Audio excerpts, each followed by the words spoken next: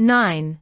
What is the main goal of the nutritional approach in eating disorder management? A. Rapid weight loss. B. Weight control only.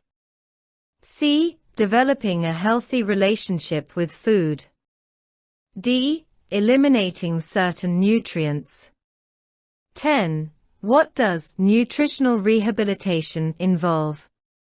A. Immediate high-calorie intake without supervision. B. Gradual restoration of adequate nutrient intake. C. Complete avoidance of carbohydrates. D. Exclusive use of supplements. 11. Why is meal regularity important in recovery? A. It increases appetite quickly. B. It stabilizes blood sugar and reduces binge-restrict cycles. C. It limits food choices. D. It speeds up metabolism dramatically. 12. Why is a non-judgmental approach essential? A. It saves time in treatment.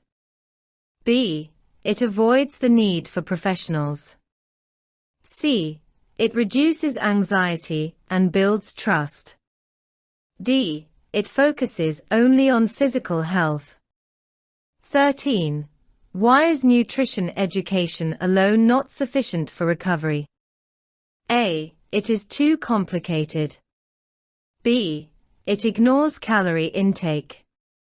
C. It must be combined with psychological support. D. It discourages eating. 14. What role does family and social support play? A. It replaces professional treatment. B. It has no effect on recovery. C. It can worsen the disorder. D. It can improve recovery outcomes. 15. What does the speaker emphasize about recovery from eating disorders? A. It depends only on diet changes. B. It is a short-term process. C. It requires a multidisciplinary approach. D. It can be achieved without support. Good morning, everyone. In today's listening session, we will discuss a serious and sensitive topic in nutrition and mental health, which is eating disorders, focusing specifically on early warning signs and the nutritional approach to management. Understanding this topic is important not only for future health professionals, but also for increasing awareness and early prevention in society. Eating disorders are complex conditions that involve abnormal eating behaviors, distorted body image, and intense concerns about weight or shape. They are not simply about food choices, rather, they are influenced by psychological, biological, and social factors. Common eating disorders include anorexia nervosa, bulimia nervosa, and binge eating disorder. These conditions can affect individuals of all ages, genders, and backgrounds, although they are often more common among adolescents and young adults. Early identification of eating disorders is critical. The earlier the signs are recognized, the better the chances of recovery. One of the first early warning signs is changes in eating behavior. This may include skipping meals, eating very small portions, avoiding certain food groups, or following extremely restrictive diets. Some individuals may suddenly label foods as bad or forbidden without medical reasons. Another important early sign is preoccupation with body weight and shape. Individuals may frequently check their weight, spend excessive time in front of mirrors, or express strong dissatisfaction with their appearance despite being underweight or within a normal weight range. This distorted body image is a core feature of many eating disorders. Behavioral changes are also common. People at risk may begin eating alone, avoiding social events that involve food, or becoming anxious during mealtimes. In some cases, individuals may develop rituals around eating, such as cutting food into very small pieces, or eating extremely slowly.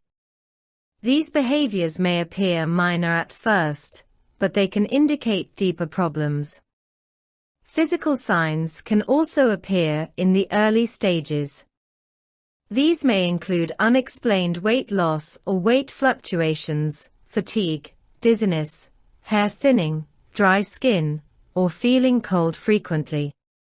For individuals with bulimia nervosa, signs may include sore throat, dental problems, or swelling around the jaw due to frequent vomiting. However, it is important to note that physical signs may not always be obvious in the early stages. Emotional and psychological signs should not be ignored. Mood swings, irritability, anxiety, depression, or low self-esteem are often associated with eating disorders. Individuals may use food control as a way to cope with stress, academic pressure, or emotional difficulties. In university settings, these pressures can be particularly intense. Social and cultural factors also contribute to the development of eating disorders. Exposure to unrealistic body standards on social media, diet culture, and weight stigma can increase body dissatisfaction. Constant comparison with others and the promotion of extreme dieting behaviors can normalize unhealthy habits and delay recognition of eating disorders. Now let us move on to the nutritional approach in addressing eating disorders. Nutrition plays a central role in both physical recovery and psychological healing. However, nutritional intervention must be handled carefully and compassionately. The goal is not simply weight restoration, but the development of a healthy relationship with food. One key principle in nutritional management is nutritional rehabilitation.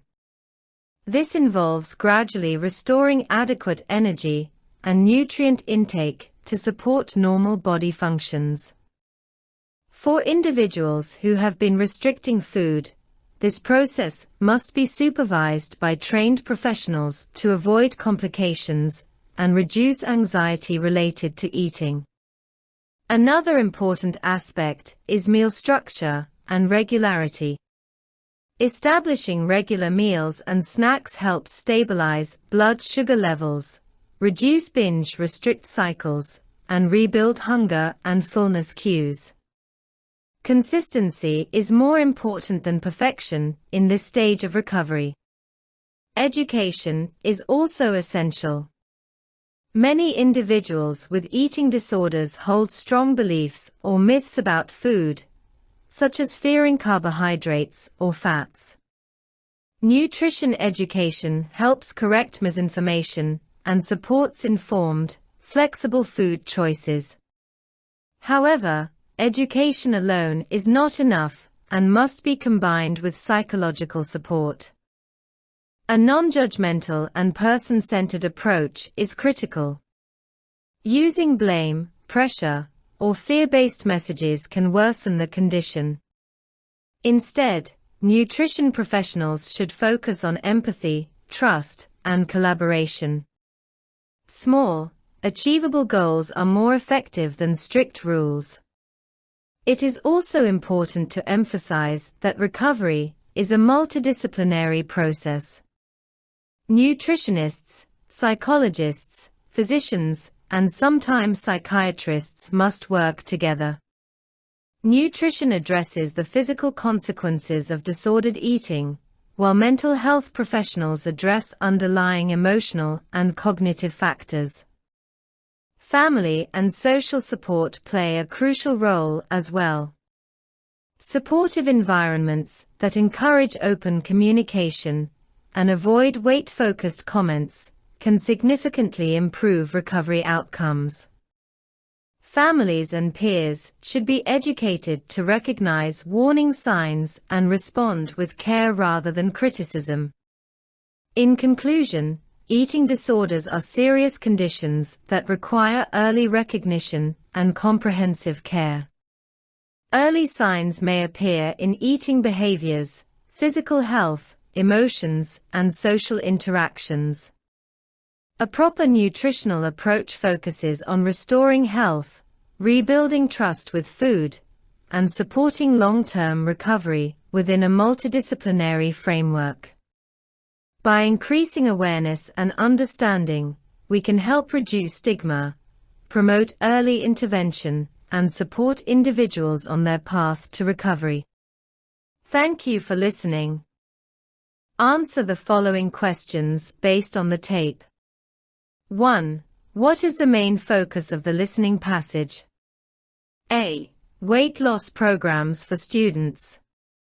B. Eating disorders, their early signs, and nutritional management. C. Popular diets on social media. D. Physical exercise and mental health.